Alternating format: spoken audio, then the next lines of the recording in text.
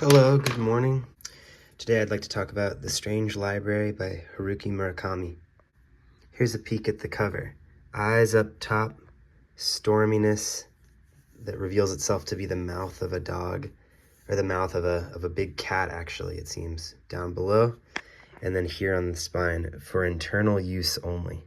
It's a small book we've got on our hands here, just a thin little one with this yellow spine, published by Knopf. On the back, we have one of the designs, one of the kind of found objects that looks very significant and symbolic, that we find all throughout the book, scattered throughout the pages. Property of the reading room on the back. I didn't even notice that there was more text along the side of the spine on the back. Translated by Ted Gusen, who I don't think is the typical translator for Murakami. I know that there's another, I think it's Gabriel is the typical translator for Murakami. Here we have on the back the jacket copy in this kind of typewriter typography that you find so often in the book. And then, so that's kind of the outside of it. It's a really interesting book because it has a strange layout. You have to kind of take this out of that flap there. You see a mouth come down here and then open up this flap here on the top. And you see that there is an eye as of a dog, as of a scary dog that is chasing you.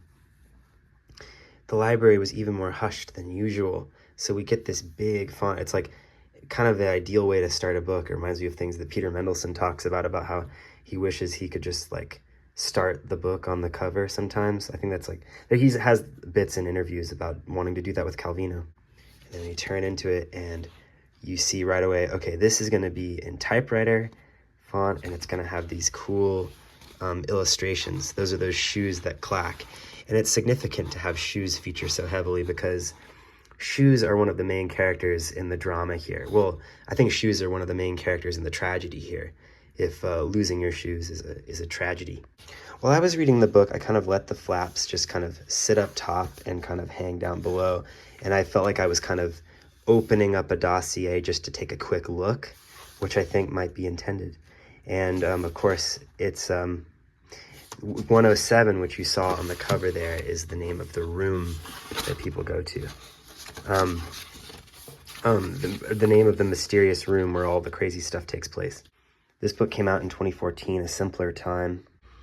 The illustrations throughout the book have a kind of Liechtenstein kind of feel, which is typical for Chip Kidd. You could tell that that this image was just kind of found in some old comic, and you can see the places where the colors kind of bleed over their edges because of inexactitude in printing. This is a story I can highly recommend. I mean, it's like funnier and more campfire than a Kafka story, but it also has, Kafka-esque stuff that's typical for Murakami. You're gonna find all of the elements that you like in here. And kind of, I think, very few of the elements in Murakami that grate against you. There are very funny chapter endings and section endings. And there's a funny logic to the story where it kind of goes in the opposite direction than what you expect. A lot of the times when somebody is imprisoned, you think that they're going to be deprived, and yet they're like provided with fancy meals, that kind of thing. Some of the illustrations kind of correspond, will take up like both sides of a page. I hope this isn't spoiling too much, but some of the illustrations will take up a full spread. And now, kind of a spoiler, but some of them will be animated as something approaches you. Rest assured, they do have all of their copyright information here in the back, so they're not slacking on the copyright information. They've got that. But I mean, just overall, a wonderful volume that I'm going to read a lot more than I have been reading it. It was on the shelf for a while. It was a gift a long time ago, and was read by Amelia, and loved. And I knew I was saving it for a special day. And the other day, my friend was on the couch reading his Murakami book, and I was like, you know what? I'll read a Murakami book. And here we've got one that can just be read in one sitting. So I thought it'd be the perfect time to take it out and give it a look. And it was just, it was the right idea. I'm glad I did this rather than embarking immediately upon Kafka on the Shore, which is the other book that I have. Because I wanted to get to this book, The Unpleasant Profession of Jonathan Hoag, And so just, you know, having a one sitting reading with this allowed me to forge ahead in my reading mission. And my reading mission is to kind of just explore stuff for my own good and the good of anyone who likes when I post dispatches about my reading. There is one other trick in this book, a kind of an interesting thing with the typography that I don't want to spoil, but it kind of reminds me of in certain Bibles when they'll do a certain thing with the words of Jesus, you know. But it's a surprise, and it's really exhilarating when it happens. This is a book where I don't know if it's hard to get your hands on this now. Is it? No, it's not. You can see it's, I mean, 15, 25 bucks, something like that.